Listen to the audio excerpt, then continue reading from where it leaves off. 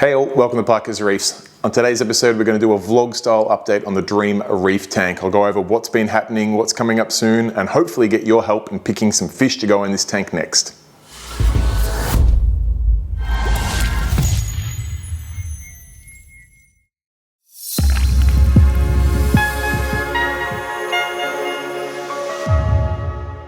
All right, thanks for joining me on another episode. Sorry, it's been a couple of weeks. Things have been pretty hectic here in Melbourne, Australia. We went into a snap lockdown that extended out a little bit longer, and that then brought on some challenges like homeschooling and some work things. So unfortunately, the YouTube channel took a little bit of a backseat there for a week or two, but we're back in action now. And it's been an interesting time for the Dream Reef Tank because I've obviously been around the house all day, every day, and been able to tinker about with it and get a good close eye on what's happening. So I figured be a great opportunity to grab the camera and go through with you what's been changing, what's new, and also talk about, hopefully get your help on picking some fish to go into this tank next. So let's jump on into it and start off with the first thing that I've been working on with this tank, and that's been the filter roller. Now, the filter roller came as part of the sump system on this from Hamali, Australia. It's a 200mm wide, I'm going to say a custom build filter roller, but it's their custom build. It's their own brand of filter roller.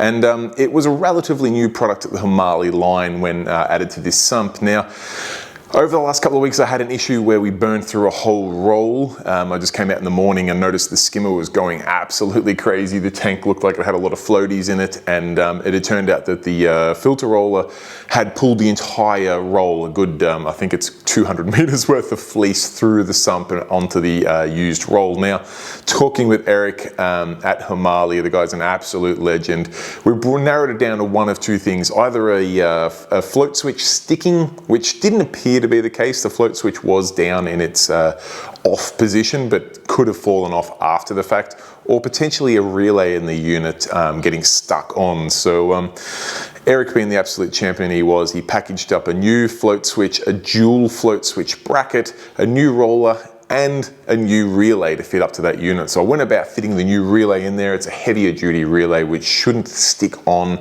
We also mounted up the dual float switch holder so that if one float switch by some chance manages to stick on, the other one will set it back off again, and hopefully that'll fix that redundancy issue there. And I'm happy to report that since making those changes, that the filter roller's been 100% perfect since then. So really good to see, and good to keep in mind for anyone running either Hamali filter roller out there or any other brand of filter roller, that float switches, relays, automation, sometimes things go wrong, so keep a close eye on it. And if you can make any upgrades like we have here, I'd highly recommend it.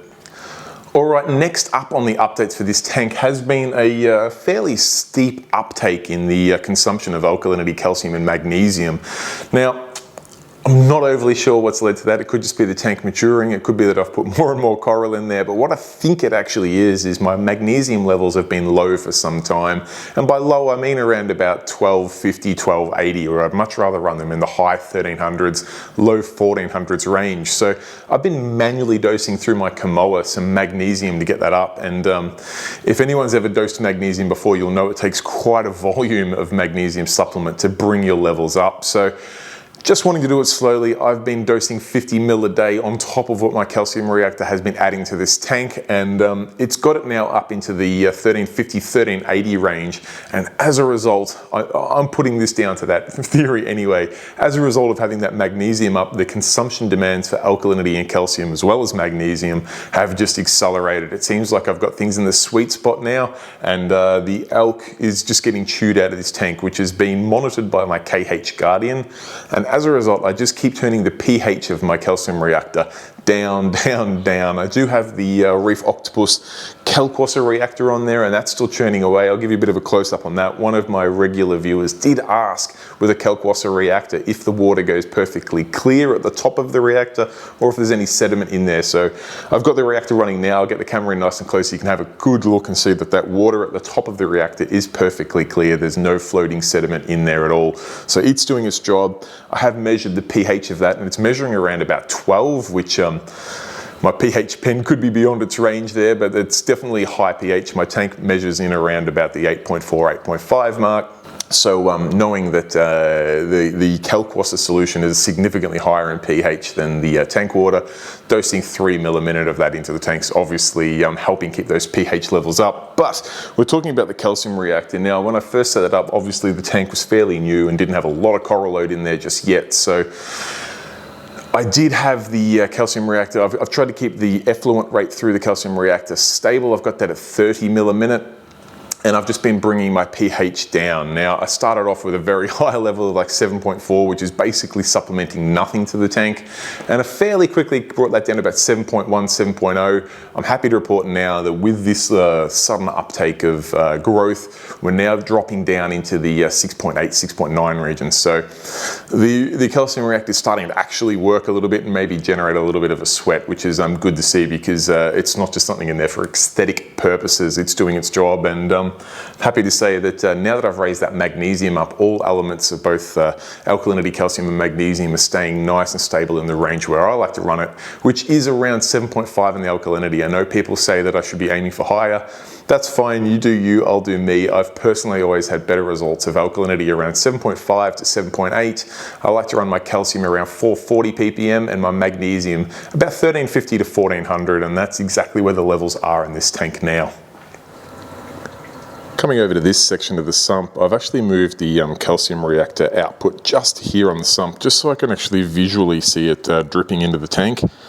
I just wanted to make sure that was running, and that was mainly because I was seeing that huge uptake in alkalinity, calcium and magnesium. So I just wanted to ensure the Versa was doing its job and delivering the calcium reactor effluent constantly and consistently, and I'm happy to report it is.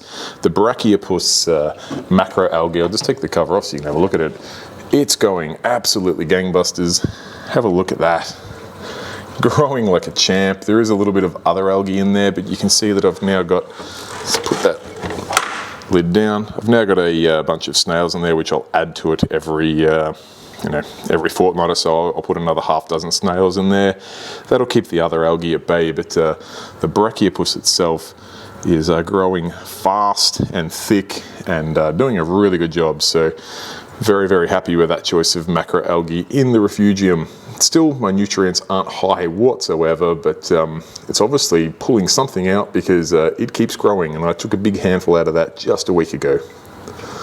Now, with my levels at the spot where I like them and the coral growth really taking off, I'm starting to see some pretty cool things taking shape. Obviously, I'm noticing some more growth, but probably one of the coolest things I've noticed in this tank, particularly while I've still got quite a lot of rock work to deal with, is that I can just sit a coral in a spot where I think it's going to work well. I don't necessarily need to glue it down. As long as it's going to sit stable there, I find that within a week or two, it's actually encrusted onto the rock. And I've got a really cool example of this blue stag down there, where I sat it in a kind of an awkward position, and within a couple of weeks, it did just encrust onto the rock. I put a couple of feet out and just grabbed onto it, which makes things so much easier. You don't have to worry about dealing with putties or super glues or risking damaging the coral or anything like that. You can sit it in a spot and let it just grab onto the rock, which is pretty cool. Now, obviously I do have a couple of pieces like my turbinara up in the corner there, and also my echinata down here that they can't quite sit still. The flow from my Ecotech MP60s are blowing them around, so I probably will need to interfere there and or intervene perhaps, put some glue on those pieces just to keep them steady so that they can actually encrust on the rock. Otherwise they're just going to keep flapping in the breeze. All right, next up is this little Euphilia garden that I've put together here. I know in a previous video we went over my absolutely crazy gold hammer there that I'm really, really in love with. I've added a couple of other, let's go for less ultra hammers to the mix there, but what I like about the hammers I've added is that particularly under the blues in the morning or in the night, you can see some of the ultra tendencies of them. They've both got yellow stems. One's yellow stem with a teal head, one's a yellow stem with a pink or purple head.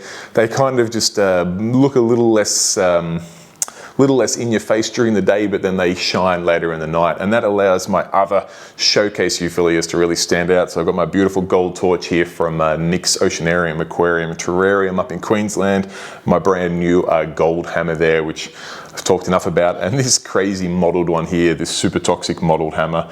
I've got them all on there with the two other pieces, and I'm really liking the way this rock now, which is I guess the sticks are probably more for me. The LPS corals are probably more for the family and people that come over to my house who don't appreciate SPS possibly as much as I do. They like to see bright colors and movement. So they're, I'm going to say front and center. They're kind of in the prime real estate of this tank, and everyone can see them moving there. I do still have my green torch up in that corner because I did putty that in place, and to be honest, he's kind of doubled in size since putting there.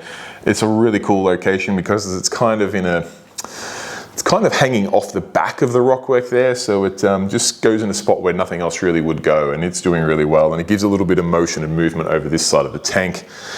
My Space Invaders Pectinia that we talked about on another episode where it wasn't doing so well is actually starting to show some signs. One, it's not dead yet, which is always a good sign. I mean, it's been in the tank for probably 6 weeks now and still alive, so I think we're looking good. I feel like each day it is getting a little bit more color, a little bit more heft to it, and you can absolutely see the green and yellow speckles on it. So I think moving it where it is now is probably doing a good thing, but maybe just a little bit more time in the aquarium is all it needed. So it still hasn't found a permanent home. I'm still just sitting in there while I work out the sort of growth pattern it's going to have and see where I can sit it for a absolute sort of showpiece location.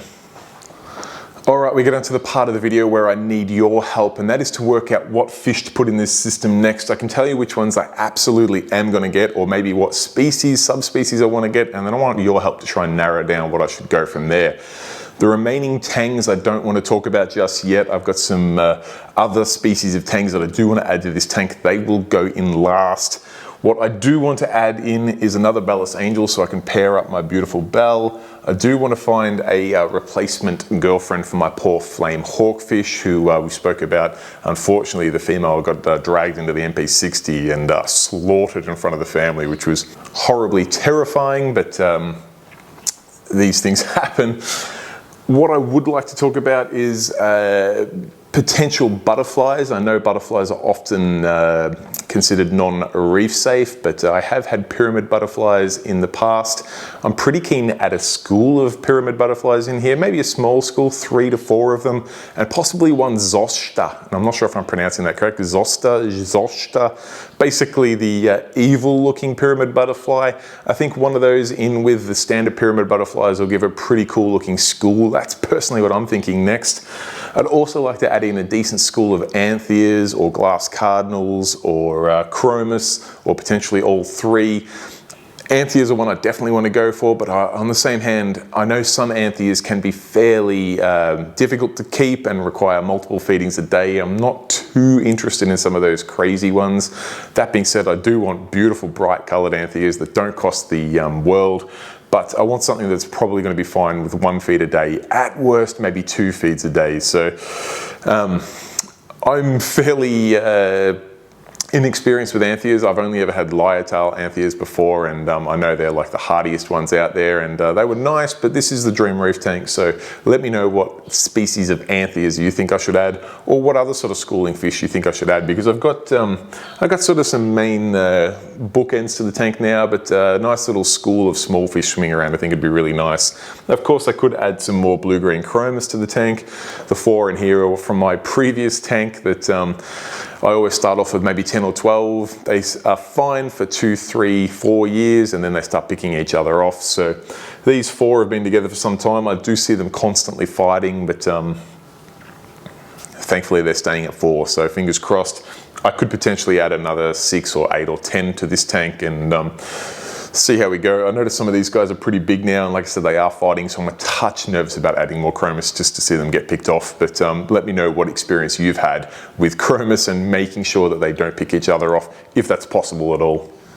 All right, other than that, guys, what I might do now is grab out the camera slider. I'll give you some close-up footage of the tank, just get some tunes rolling in the background so you can have a good close look at the Dream Reef Tank in all its current glory. Really appreciate all you guys out there for viewing the channel, keeping update with the videos, putting down comments, giving some good interaction in the comment section down there. I really do thoroughly enjoy having a good chat with you guys on there.